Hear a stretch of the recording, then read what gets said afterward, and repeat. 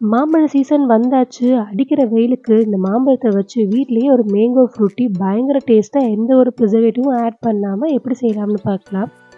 இதுக்கு ஃபர்ஸ்ட் நான் ஒரு மாம்பழத்த எடுத்து அது தோலெல்லாம் பீல் பண்ணி எடுத்துக்கலாம். பொதுவா நம்ம இந்த மாதிரி ஜூஸஸ்லாம் கடைகள்ல வாங்கி குழந்தைங்களுக்கு குடுக்கும்போது, நம்ம அந்த பாட்டில்ஸ்ல கலர்ஸும், ப்ரிசர்வேட்டிவும் ஆட் பண்ணியிருக்கிறத பார்க்கும்போது நமக்கே கொஞ்சம் கஷ்டமா தான் இருக்கும். பட் இத நம்ம கையாலே செஞ்சு குடுக்கும்போது இருக்க சாட்டிஸ்ஃபேக்ஷனே வேற தான்.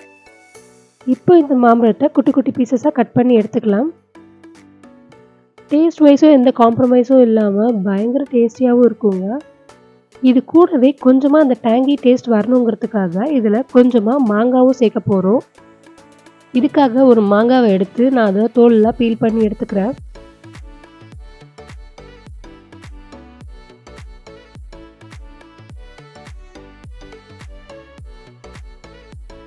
இப்போ இந்த மேங்கோவ குட்டி குட்டி பீசஸா கட் பண்ணி எடுத்துக்கலாம்.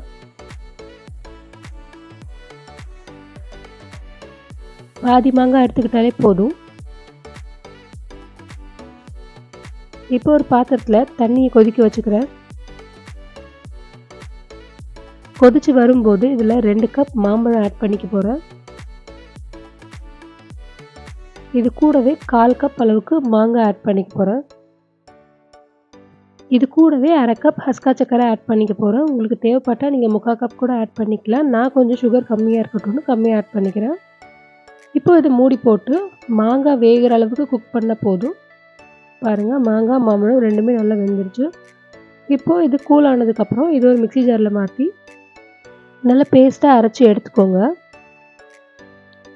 அரைச்சத ஒரு பாத்திரத்துல மாத்திட்டு, உங்களுக்கு தேவையான அளவுக்கு தாராளமா தண்ணி ஆட் பண்ணிக்கலாம்.